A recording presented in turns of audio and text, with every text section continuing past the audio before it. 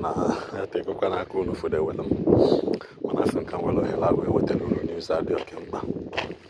News adi okemba bụ na gịnị ma. First of all, asem kan se ke no na am not take no for the well mana. I'm not na for videos na wetelu mana go si na wedding. I'm very busy these days. I'm very busy and I really thank God for everything and what God has been doing in our life. If you amaka. So if you amaka, nyama menji we sekambia tell you no video na funa ko ebe ni wo gene video arrest eke hit na be go babule eke hit tata. So no watch anom ebe no olu no watch ihe abụ film look and set it up ni ikpago ebe anyị nọ anyị na-set up na anyị n'okirikiri ihe na-eme ma ndị uwe ojii ma ndị na-eche anyị nche maka ndị ọgbọ egbe ndị ịtọ mmadụ but nevertheless ọ bụrụ na ana Igbo anyị ka anyị nọ far from home. Ihe a bụ na gịnị mere emere eke hit arrest tata emere eke hit arrest so like yesterday anọkwa na ebe anyị na-arụ ọrụ wee na-afụ na breaking news na eke hit ewesịsịcha all the video niile o mee maka Okija maka ndị na-agwọ ọgwụ 4 days. So ọ bụrụ na ihe na-etinye ka hit na problem bụ that podcast o je na nke ya mbaba because na ka ahụ iri anaghị eri ọnwa I see no reason ya mbaba iji drop other podcast at this time kịta ihe na-ekpo ọkụ that podcast don't shall find its way on social media ya bụ ikwesị drop kemgbe ya kpọtụba since ahụ but nevertheless anwụrụ gị eke hit and akunara tu ga don na jepa aka na ntị so all these things bụ na ihe mee achọrọ na kom ha nche na one video ka nwetele onukwu nnene ka onye ọbụla wee mee gịnị wee nwee ike afọ ihe na-aga because no matter na nnọọ ọlụ that will not stop us from ịdị na-ewetelu latest update biko na-etikwa na ekpele because it has not been easy. It has been a challenging year. Every year this year has been a very very challenging year for the good side or not for the bad side.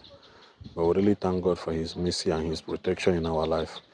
It has not been easy. All these things are beginning since morning. We've been here since morning, working to earn our daily bread. I have been here our social media saga can DG Facebook and DG other social media platform Amahaka. We've been here and God has been showing us mercy. So because when video on nature because kabana share unakobana hana support why because no the reason na share the video na drop on comment in the comment section I na reply in kind will link reply kodo number ọzọ ndị nwe na ndị nwe odin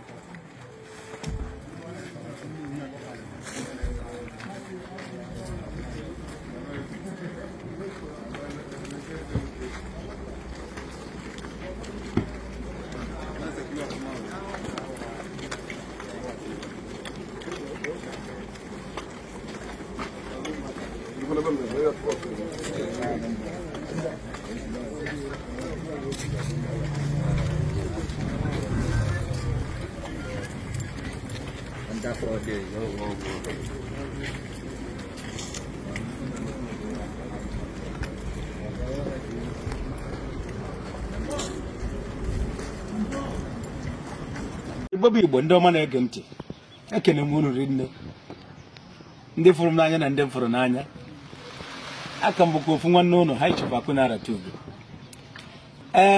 ekene m unu ọfụma unu mana ọ bụrụ onye asị ya nwụọ na anwụ unu ga-echeta many years ago one guy a na-akpọ J Park ọ na-abịa ebe m na-eme m interview na-akwụ ya ụgwọ. He's a content creator. Or charge him or video about my life.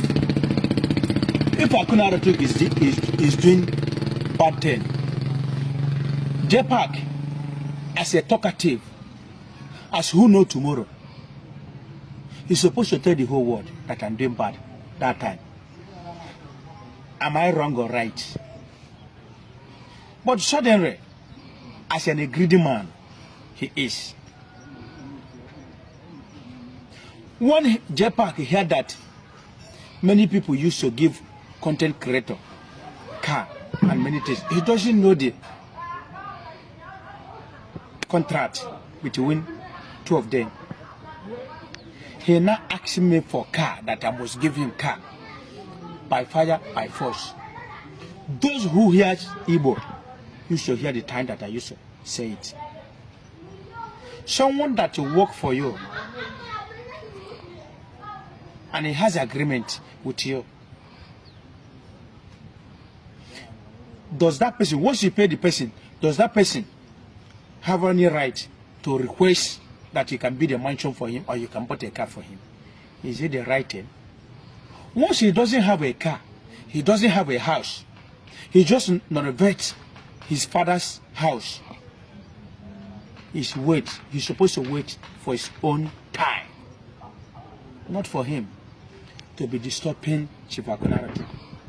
That is a by fire, by force for him to get a car for him. That doesn't work.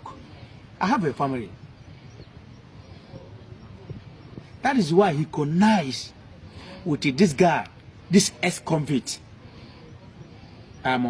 What is his name? Governor Okuase. Some people, he just answered Governor Ezioku, but his name is confirmed Governor Okuase. He's an ex-convict. I can prove that and tell you his commitment.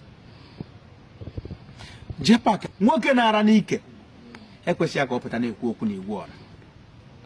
Achọm kọrọ eze ndị Igbo.